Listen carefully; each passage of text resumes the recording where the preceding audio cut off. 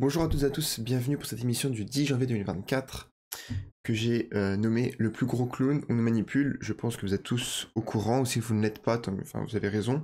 Mais hier sur Twitter c'était le bordel, et même sur les marchés financiers. Et je pense que c'est de la manipulation, je vais vous expliquer pourquoi avec les news qui arrivent juste après. Vite fait, une vue d'ensemble, on a du vert et du rouge, c'est un peu mitigé. On ira voir la bougie assez grosse qu'on a sur le Bitcoin hier, mais quand même moins grosse que ce que j'aurais pensé avec une annonce de la taille d'une annonce des ETF.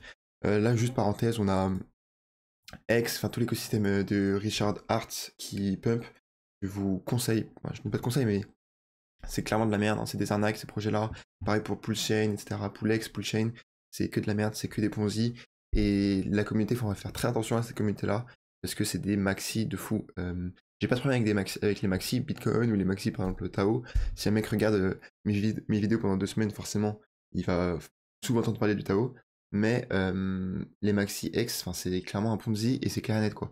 Donc eux, c'est dans leur intérêt de ramener des gens, parce que s'il y a personne qui vient après eux, ils perdent tout leur argent, tu vois. Alors que par exemple un mec Bitcoin qui va vous dire de vous renseigner sur le Bitcoin, c'est clairement pas malsain à mon sens. Donc voilà, juste attention à ça. Et c'est dommage parce que au moins une fois par semaine, je le vois leur énorme projet qui prend toute la place et franchement ça fait mal aux yeux. Donc rapidement niveau volume, on a 40 milliards et 18 milliards. C'est assez gros, hein. Forcément hier il y a eu beaucoup de mouvements. On va aller voir ça sur les graphiques.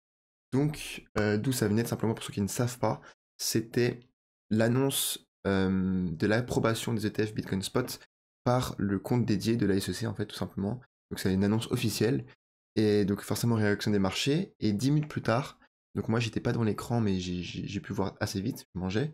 Donc je suis allé voir et vraiment 5 ou 10 minutes plus tard, on a eu Guy Gensler qui met sur son Twitter personnel qu'en fait l'annonce est fausse et que le Twitter a été compromised. Il n'a pas dit hacké, ça a été compromised. Donc assez intéressant. Et donc là, après, tout le monde a mentionné Elon Musk pour vraiment savoir si le compte avait été hacké ou pas. Et au final, moi, c'est ce que je pense aussi, c'est que les mots ont été choisis avec précision, et aussi l'annonce du soi-disant hacker sur le compte de la SEC était bizarrement bien faite. Imaginons, vous êtes un hacker, et vous avez accès au contrôle du compte de la SEC, on sait pas comment, hein, déjà, c'est un peu comme, enfin c'est gros, c'est pas le compte de n'importe qui, on ira voir après un autre exemple, mais franchement, bien joué déjà. Qu'est-ce que vous allez faire? Moi, je vais pas annoncer que les ETF sont acceptés, hein. Si je suis un hacker, je sais pas, je vais manipuler le marché. Qu'est-ce qui pourrait me faire la plus grosse bougie rouge? Ce serait le rejet des ETF, tout simplement. Si vous voulez liquider le marché ou faire chuter le marché ou quoi que ce soit, il aurait annoncé à la va-vite, parce que tu viens avec un compte, t'as peur qu'on te le reprenne, que ce soit communiqué, etc. Donc c'est à la va-vite. Et clairement, l'annonce qu'ils ont faite, ce n'était pas à la va-vite. Et aussi, 10 minutes après, ils ont très bien choisi leurs mots. Ils n'ont pas dit hacké, ils ont dit compromised. Et ils ont dit quoi d'autre? Bref, en gros, voilà, c'est leur faute, c'était compromise, mais pas hacké. Donc clairement, on peut clairement se dire, en fait, ils ont juste, c'était le bon tweet, la bonne annonce, le bon texte, parce que c'était des mots très bien choisis, mais juste qui ont été publiés 24 heures trop tôt, par, on peut dire, ouais, encore un stagiaire, comme Cointelegraph ou quoi que ce soit, mais franchement, c'est possible. Après, la question c'est, est-ce que c'est voulu ou pas? Moi, je pense pas qu'il a été hacké, je pense que ça a été une erreur juste de leur côté, mais question, est-ce que ça a été voulu ou pas? Franchement, c'est possible qu'il y ait une manipulation. Ok. Et après, du coup, la communauté a ressorti des screens de tweets de Guy Gensler. Il y a eu celui-là, il y en a eu un autre aussi.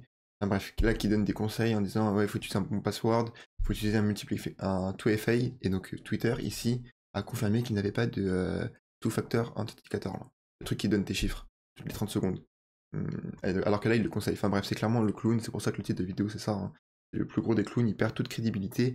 Soit il se fait manipuler, ou soit il est clairement incompétent. Dans les deux cas, c'est clairement pas une bonne nouvelle pour lui. Ça aussi, un deuxième screen qu'on avait ressorti d'il y a, voilà, de quelques mois. Attention à ce que vous voyez sur Internet. La seule source d'information à propos de l'SEC, c'est le compte de l'SEC. Super. Et hier, c'est ce compte-là qui nous annonce une fake news. Enfin, bref, c'était, franchement, c'est, je pense, une soirée qui sera mémorable et qui, je ne vais pas marquer l'histoire non plus, mais qui, franchement, beaucoup de gens s'en souviendront à tel point c'est catastrophique, quoi. Autre chose très intéressante aussi, ça je pense que c'est important de prendre 1 ou 2 minutes maintenant pour vous en parler. En gros, il y a 6 mois, moi j'étais en coloc avec mon meilleur pote, bref, à Bangkok, et qui est ici dans la crypto, et il s'est fait siphonner son wallet tout simplement. Donc c'était à cause d'un Twitter, c'était un peu l'époque des shitcoins, du PP, etc., etc. Donc on achetait des centaines d'euros par-ci par-là de shitcoins, rien de bien dangereux, et lui il avait acheté un shitcoin, Et 2 jours après, il se réveille et il voit un compte Twitter en disant ouais, venez claim votre airdrop grâce à ce shitcoin, etc., etc. Il clique sur le lien, il s'est fait siphonner son wallet. Il me semble, je sais plus s'il a signé avec son portefeuille, donc j'imagine que oui. Mais bref, donc il a fait une erreur, c'est sa faute, c'est clair, c'est le monde des cryptos, mais c'était bien fait. Voilà. Bien fait, il venait de se réveiller un peu la tête dans le gaz, et il s'est fait siphonner plus de 10 000 dollars de NFT et de Ethereum, etc. Donc la journée qui commence pas top, et franchement, juste pour vous dire, attention, ça peut être très bien fait, et moi je dis heureusement que que j'étais juste à côté de lui pendant son erreur-là, parce que j'ai appris grâce à son erreur, c'est clair. Hier soir, juste avant de me coucher, je vais sur Twitter, donc c'était le bordel, j'avais un peu la tête en feu avec l'annonce des ETF, la SEC, etc. Et Polytrade, c'est une des cryptos dans laquelle je suis rentré récemment. C'était le compte officiel, s'était fait hacker, il avait mis un hacker qui avait mis un faux site en disant venez claim, on distribue jusqu'à 50 000 de rewards, etc., etc. Donc moi je l'ai regardé, j'ai vu la coche bleue. Heureusement, je connaissais pas leur username par cœur, j'ai pas cliqué sur le titre. Donc je n'ai pas vu que c'était le Twitter officiel, sinon franchement ça aurait pu me jouer des tours. Mais je n'ai pas vu que c'était Twitter officiel. J'ai juste vu l'username, et l'username m'a semblé faux. Parce que Polytrade tiré du bas fin, moi je me dis, ils ont mis finance quoi. Donc pour moi je pensais que c'était un faux Twitter. Mais moi ce qui m'a alarmé c'était le tweet, c'était marqué venez réclamer jusqu'à 50 000 dollars de free claim, etc., etc. On fait des giveaways, machin, machin. Et surtout aussi, la chose vraiment qui ne trompe pas, et c'est ça qui m'a alarmé, c'était qu'on ne pouvait pas commenter. Quand tu cliquais dessus, c'était marqué seules les personnes mentionnées par ce compte peuvent répondre. Et ça, c'est inéluctable. Dès qu'il y a ça, c'est un scam. Et donc moi, dès que j'ai vu ça, je n'ai même pas pris la peine de cliquer sur le compte. Et heureusement, parce que sinon j'aurais vu que ça aurait été le vrai. J'ai directement signalé ça et je vais passer à autre chose, voilà machin. Et 20 minutes après, je suis allé sur le Telegram de Trade et c'était la galère monstre parce qu'en fait, bah évidemment, lorsque c'est le Twitter officiel qui se fait hacker, c'était pas un faux compte. Il y a plein de gens qui se sont fait siphonner leur wallet et franchement, c'était désastreux, c'était horrible. Donc faites attention sur Twitter, ça va arriver surtout en bull run, il y aura beaucoup d'activités. On passe du temps, mais c'est important. Sur Telegram, il y a des mecs, plusieurs gars qui ont perdu plus de 5 000 dollars, quoi. Donc ça peut être ça peut aller vraiment vite. Autre dernière parenthèse, c'était Tao. Hier, il y a eu le space tant attendu de Tao euh, qui explique, j'ai pas encore lu le document, apparemment il est très lourd, très compact, je vais essayer de bien le comprendre. Hier, j'étais sur le space pendant 2 heures, qui expliquait toutes les nouvelles mises à jour, les nouvelles dynamiques, etc. etc. Bref, tout ça pour dire que le document il est là. Ensuite, niveau news, enfin, bah voilà, on a le compte, on a Twitter qui confirme que, que le compte de la SEC a été utilisé sur un autre téléphone. On ne sait pas si c'est un mec de leur équipe ou pas, encore une fois, mais l'erreur venait de leur côté, par manque de précaution et par manque de sécurité. Bon, en gros, c'est des clowns, comme on l'a dit, pendant 5 minutes.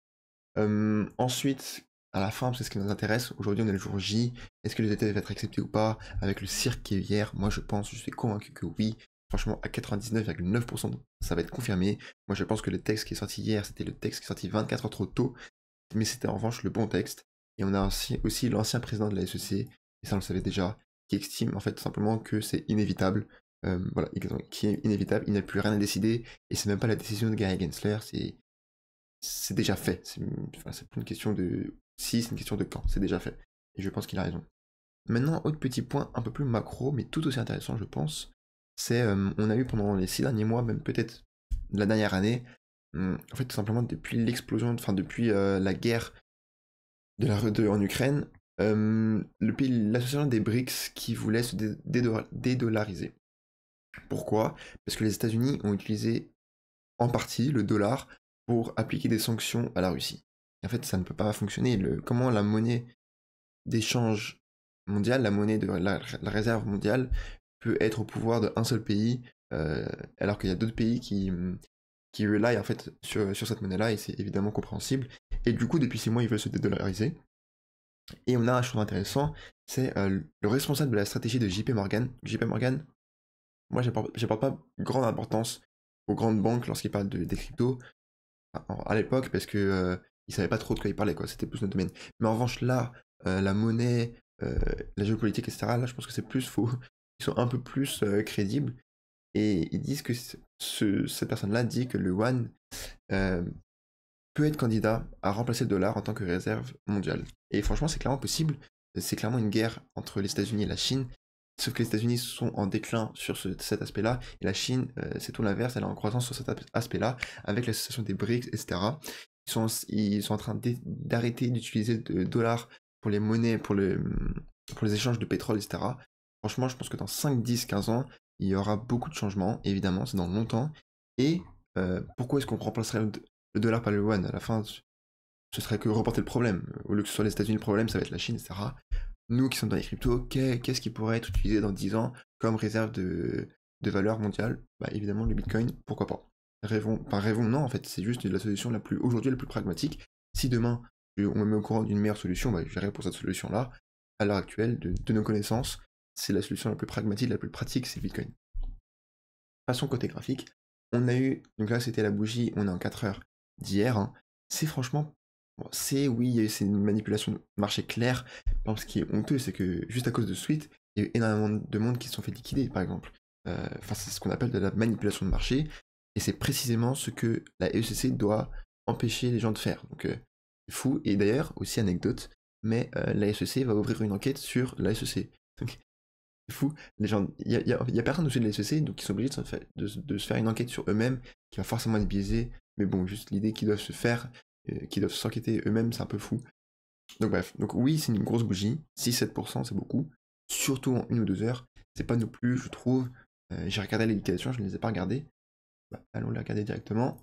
Comme ça, on va voir directement. Je pense pas qu'il y ait eu plus de 500 millions de liquidés, quoi. Après, c'était... Ouais, c'était que 2-3 heures, mais bon.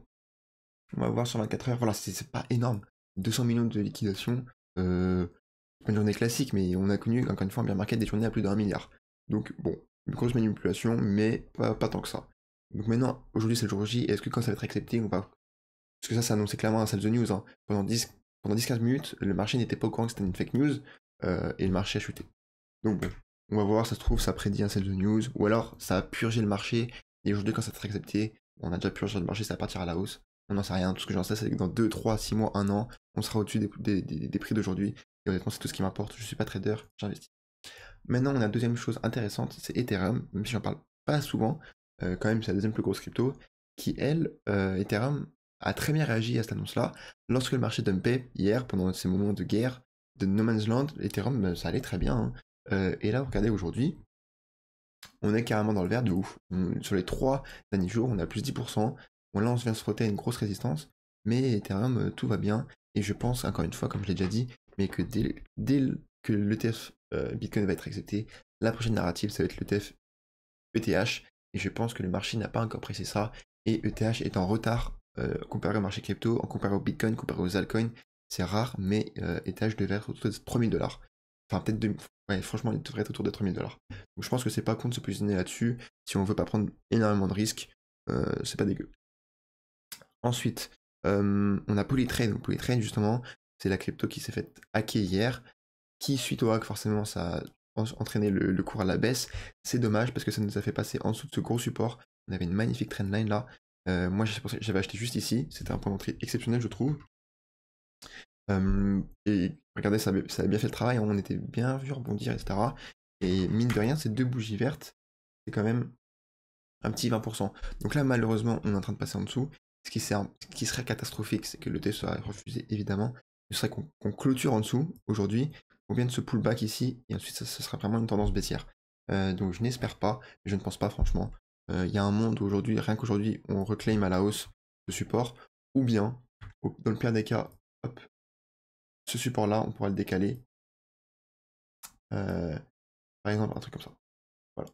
Il ne faut pas qu'on aille beaucoup plus bas. Si on fait vraiment une bougie beaucoup plus basse, ça va être compliqué et ça va changer la tendance haussière. Voilà pour Polytrade.